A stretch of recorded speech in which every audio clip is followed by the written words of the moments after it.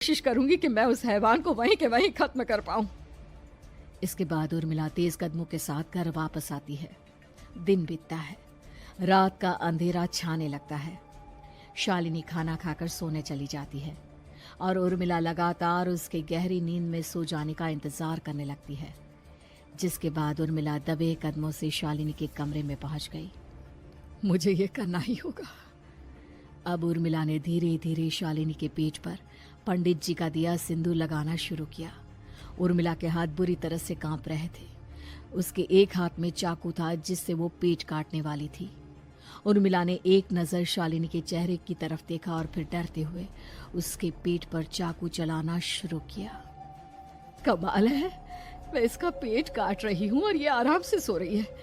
इससे दर्द नहीं हो रहा क्या? तभी अचानक उर्मिला के कानों में बच्चे की रोने की आवाज सुनाई देने लगी। उसने घबराकर चारों तरफ देखा पर वहां पर कोई नहीं था। बस रोने की आवाज लगातार आ रही थी। उर्मिला बिना रुके लगातार शालिनी के पेट को काटती रही। उसे इस बात का भी ध्यान रखना था कि सिंदूर बच्चे के बूढ़े आदमी वाली शरीर के हिस्से पर ना लगे। कुछ ही देर में वो हैवानी बच्चा उर्मिला के हाथों में था। उसने बड़ी ही सावधानी से उस बच्चे को बाहर निकाला और पंडित जी के कहे अनुसार उसे घर से दूर जलाने के लिए ले गई। पर तभी उसके सामने वही बूढ़े शरीर और बच्चे के चेहरे वाला बच्चा आ गया। अपनी गोद में और सामने भी बच्चे को देखकर उर्मिला हैरान रह गई। मुझे मारोगी? मुझे इतनी हिम्मत कैसे आ गई तुम्हारी? तुम पैदा नहीं हुए हो और मुझे पता है जब तक तुम्हारा जन्म नहीं हो जाता तो मुझे कुछ नहीं कर सकते। इतना बोलते ही उर्मिला तुरंत उस बच्चे को घास के ढेर पर फेंक कर उसमें आग लगा देती है।